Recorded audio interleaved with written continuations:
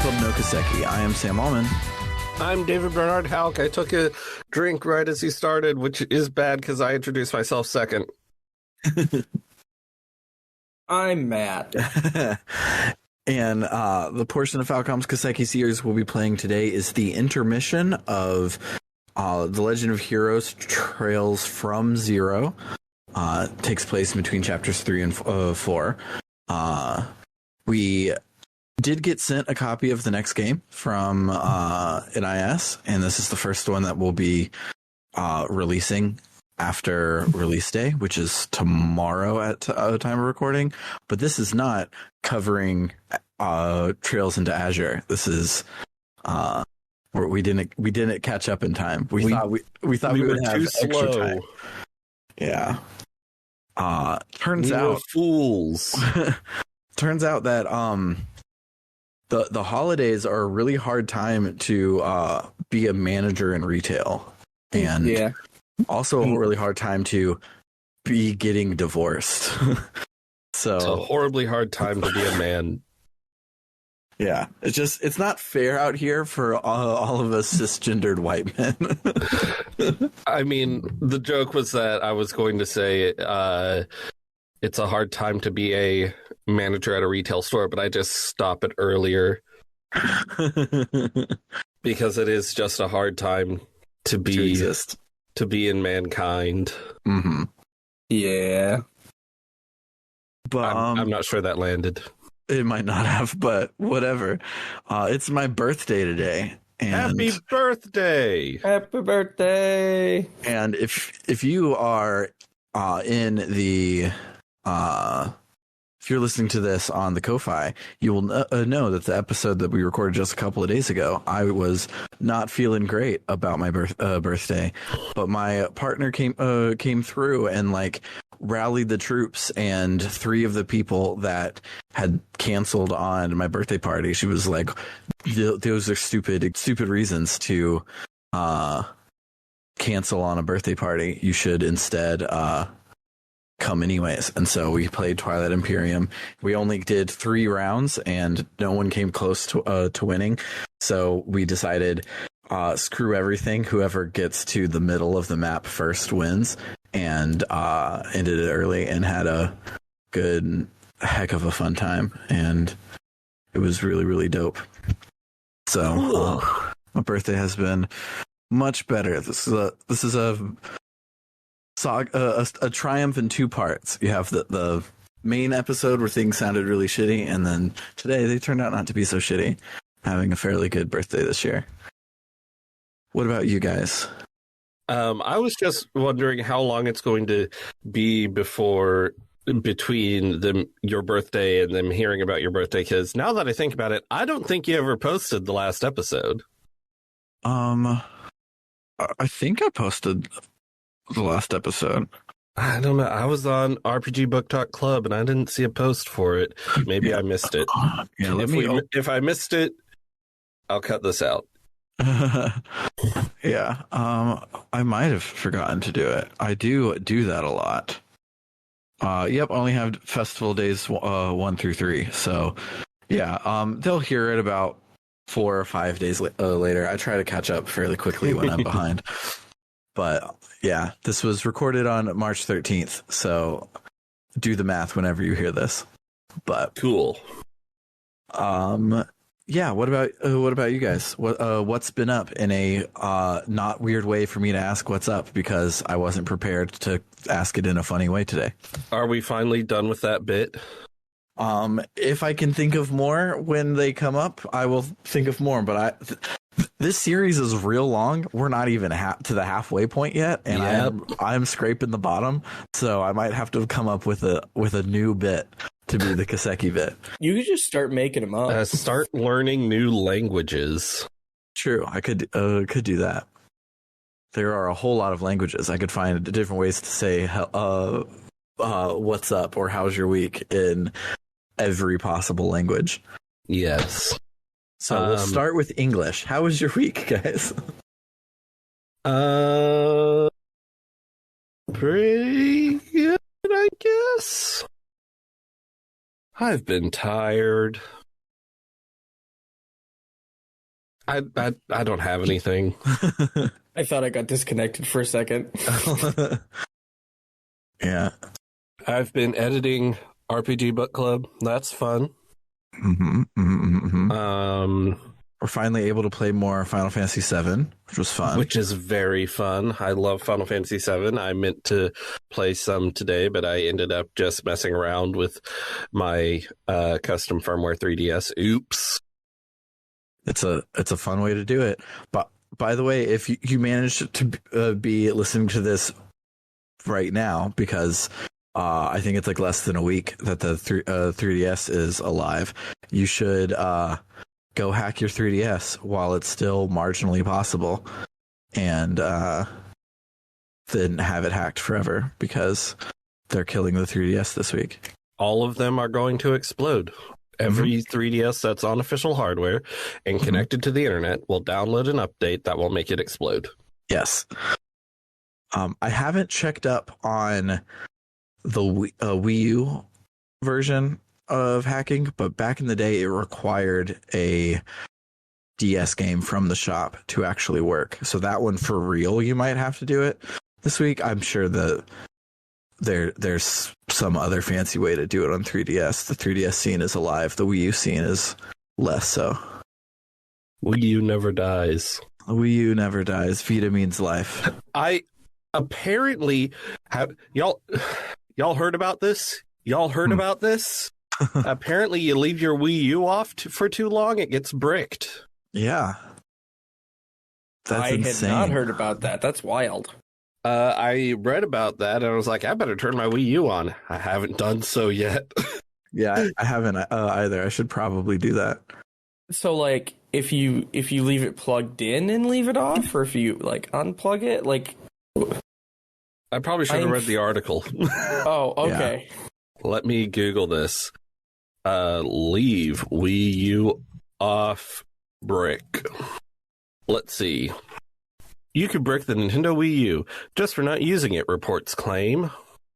Oh, okay. Yeah, I have recently, like, in the last, like, 2 years, like, I've played it in Wisconsin.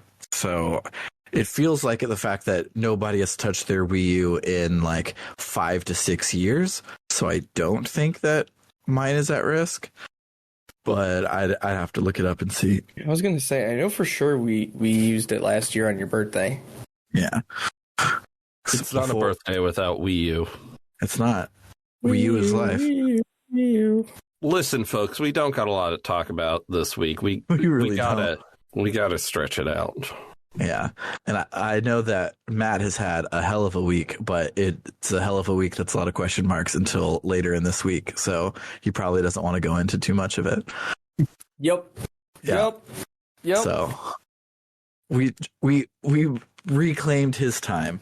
But the one thing about Matt that did happen this week is he came over to hang out the day before my birthday party, and we played some board games. And there is a game called Kabuto Sumo that is amazing, and it is.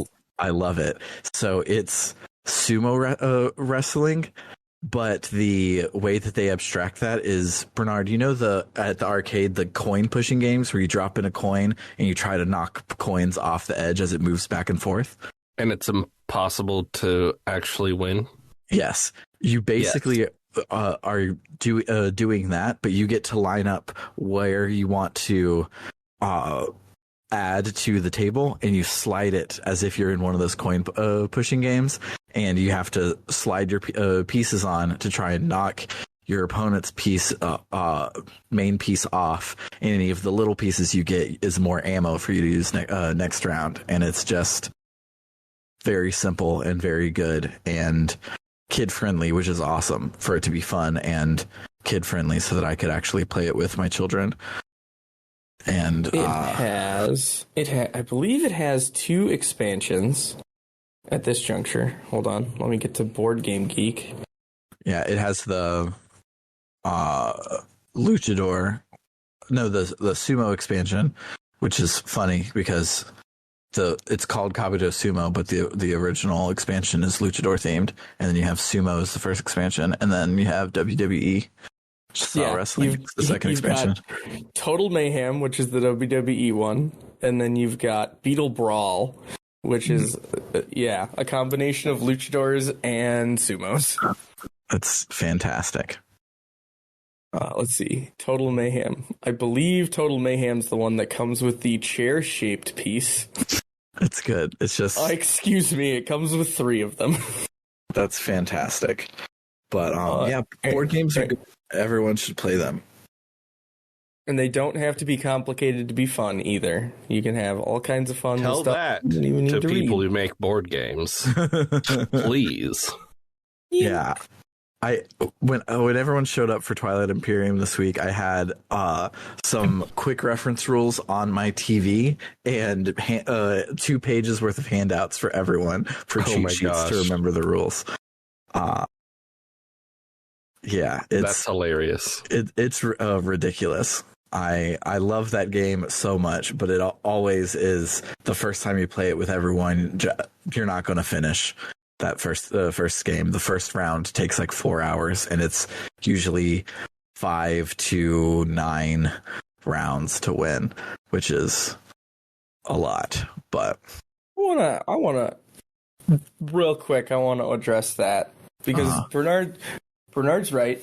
Lots of board games are a lot more complicated than they need to be, but there has been a push in about the past 10-ish years to create to kind of go after that mass market simpler game, and a lot of those are really good, and they kind of get ignored and nose upped at. I don't know what to call that. Snub, looked down upon. Looked down upon. That's better than whatever I just said. Nose up that is pretty good though. It is pretty good. I mean, I'd try, I guess. I don't know. Anywho, should we talk about, this is my 5th time saying anywho to talk about the game. Wait, Sam. I think we should 5 talk more about minutes to do. But are we good to talk about Kiseki now? Yes. Cool. Last chance to interrupt me before I say it. Let's listen to some Kiseki music, and then we'll talk about the intermission.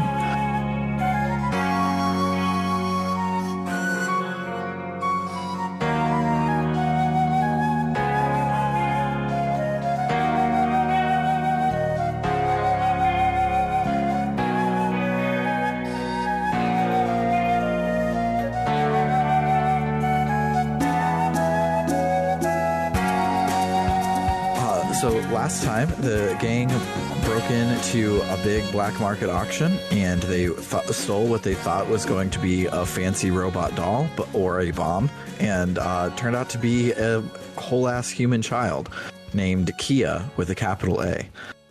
And a capital K. True. This week, in a special intermission chapter, the gang attempts to find Kia's family, is basically what goes on. So they're keeping Kia with them at the Triple S to see what the 2 warring mafias are going to do in retaliation to them breaking into their secret stuff.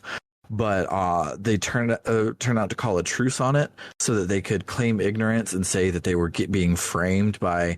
So they really thought it was going to be a doll, and it was must have been swapped with a child to try and frame us, instead of bringing up and insisting that the Triple S didn't have a warrant and shouldn't have been there, and all of the other things that had to do with that, because then that would kind of be admitting to human trafficking, which is a pretty big no-no. So it all kind of just resolved, but it took like 3 or 4 weeks of everyone just like seeing what was going to happen before it became obvious that nothing really was going to happen. So during all of that, the Triple S has been trying to figure out where Kia came from, see if they can get her back with her family, but she doesn't remember anything. And going through their normal channels, there's no like missing persons reports that she matches. They can't find anything about her whatsoever. So they decide to turn to the Bracer Guild to see if the Bracers can find anything through their channels. So we go over to see Joshua and Estelle, and Estelle, of course, is obsessed with Kia because Estelle is a big sister at heart, and every little girl is her little sister. And Estelle's like, well, while we try and find stuff out for you, you could stay here at the Bracer Guild, and we could protect you. And Kia's like, where would the Triple S stay? Like, there's not enough rooms for everybody. And Estelle's like, no, it would just be you. She was like, fuck no. I'm staying with Lloyd. I'm staying with the Triple S. No ifs, ands, or buts about it. And they're like, okay, cool. Like, you stay with them. That's fine. Michelle recommends that the Triple S go to the church because if she is having trauma caused amnesia, where she's not wanting to remember something bad that happened, they can use thaumaturgy. Michelle doesn't use that word. We only know that word because we played as Super Pope last game, but use thaumaturgy to try and get her memory back.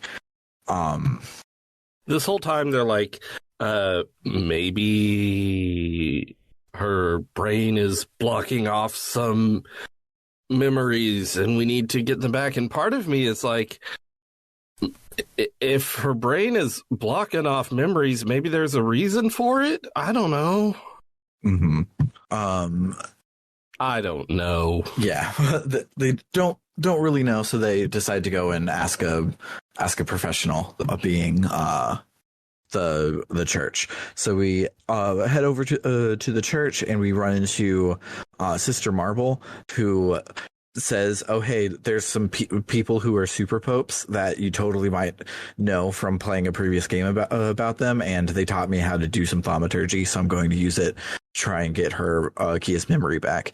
But the only thing that Kia can remember through this is being in a dark room with a bright light far above her, and that's it. No other memories, nothing else. And so Marble is like, well, maybe what's going on with Kia is a problem in her body, like it's a physical trauma and not a spirit-related one. So you should go talk to a doctor and see what the doctor can figure out.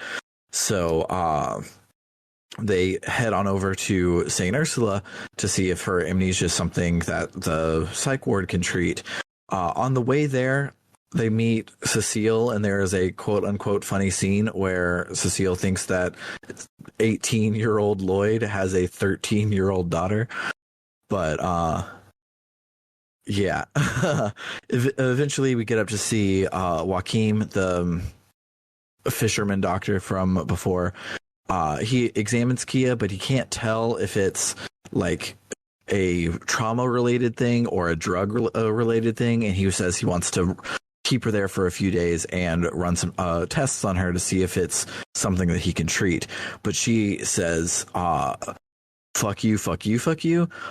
Lloyd, why are you trying to get rid of me? You've taken me to 3 places now, and each of these places have said that I have to leave Lloyd. I don't want to do this. Like, why don't you love me, basically? And she runs off. But when she does run off, she runs into the blind girl, Shizuku, who they bond over, like, nothing in particular. Nothing in particular. They just both have afflictions. They're just both children. Yeah, children going through some shit, and therefore they bond. And sometimes you just hit it off. Yeah. Yeah. We also run into the Crossbelly and Cassius, whatever that bracer's name is. I didn't write it down in my notes. Arios or something? I think so. Arios McLean is his name. Cool.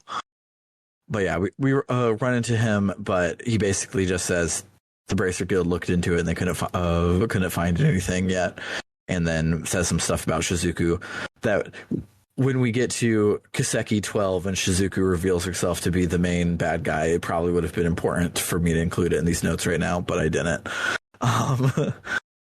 So after that, we see at the Ravache building, we see Garcia and Marconi. Garcia is the big Chongus that we fought last time, and Marconi is kind of the main mob boss.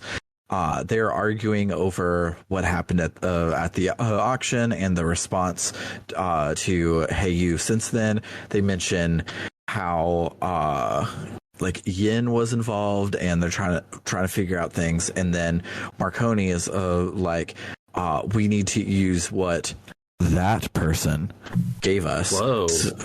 So that we can. Oh, that's a bit that we do, but you really came in hot that time.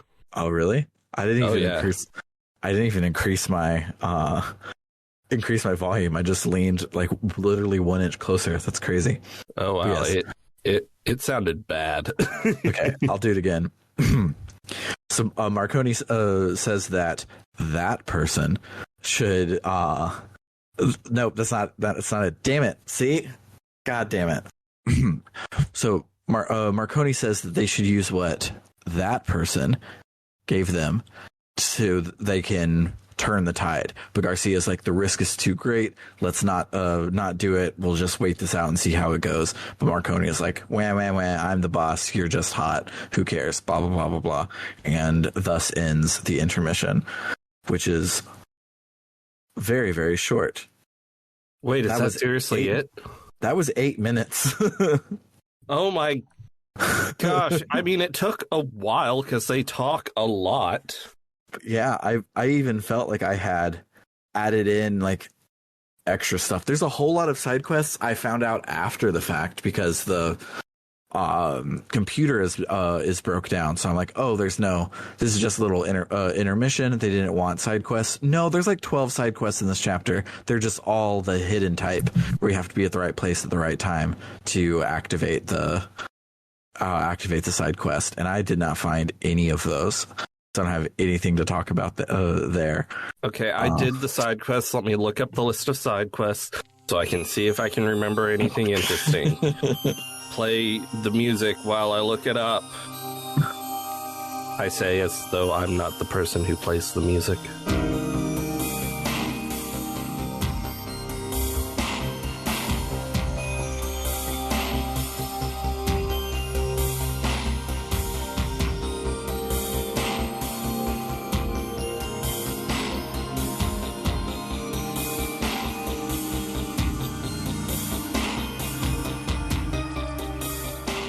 Okay. There is monster extermination, which is sort of interesting because you only have one person in your party because you're going to from point A to point B. You're taking Kia with you, and you choose one person to accompany you, and you can get distracted and go to the police department for no reason and accept a request to do a monster extermination. And it's interesting because you only have that one person in your party, and also Kia's there. Mm-hmm. And so you have to protect Kia, but also Kia like gives you buffs. That's dope. Then there is a treat for the mayor, which is this really silly side quest where you have to get the mayor a gross tomato shake because it's his favorite drink, and you get an extra one, and Lloyd tries it and he's like, oh, this is disgusting, and Kia tries it and she's like, oh, it's a little weird but it's really good. And it's very drawn out.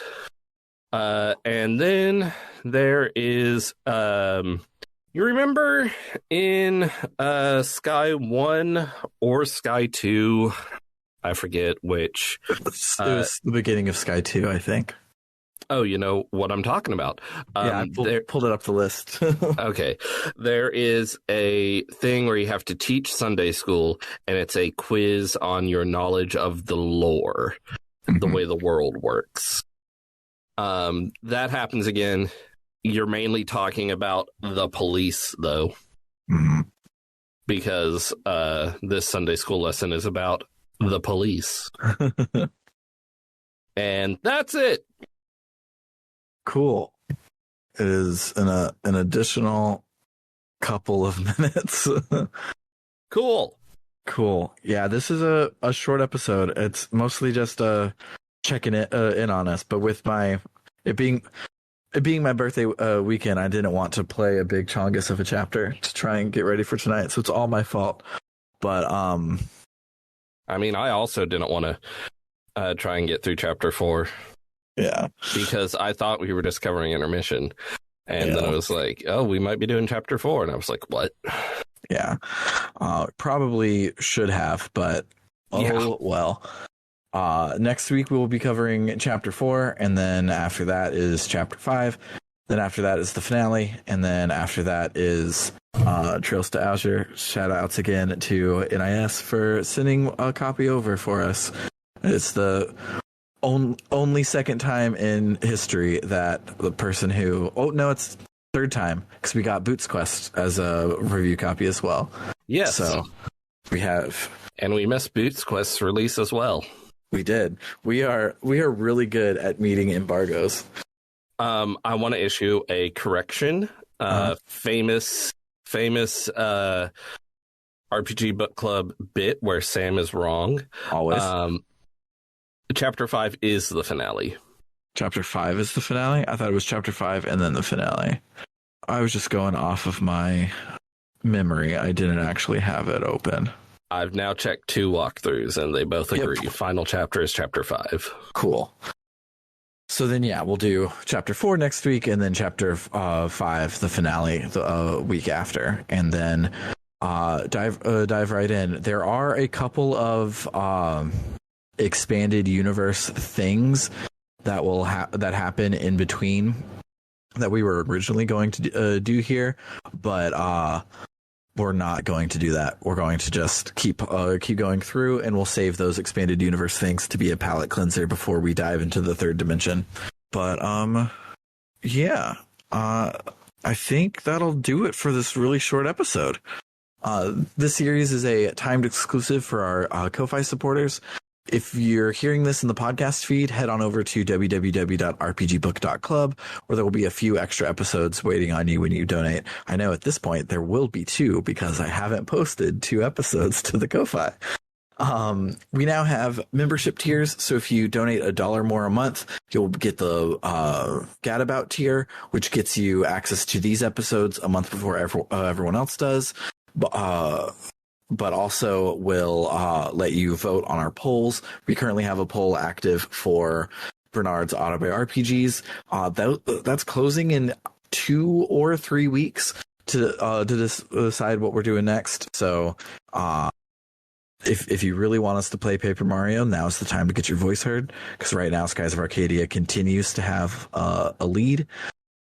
But if you a bit of a lead, a bit of a unanimous lead, if you up your donation to $5 or more a month is our Warrior tier, where we shout out your name every episode like this.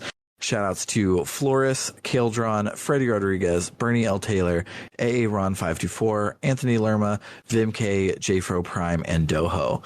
And then for our $20 a month tier, if you really, really like us, you can be a luminary, where we will not only say your name, but we will also give you a 1-sentence shout out of your choosing. Our first luminary is Eliza Tantavi, and they want you these days to look out for the TTRPGs for Trans Rights in Florida bundle on Itch.io. You can find the link in the description. I'll send it over to Bernard to put in that description, and I'll also put it on the Ko-Fi. And for the next 25 or so days, it's a bundle. It's raising funds for trans rights in Florida, which is really cool. Our other luminary is Carr, who does not have a Twitch stream, but he is a dentist, so his shout out is for your mouth. And he says to brush your teeth twice a day, most importantly the one right before you go to bed. For for Book Club no Kiseki, I have been Sam Allman. I'm David Bernard Hauk, and I've been talking about board games. Yeah. Adios, amigos.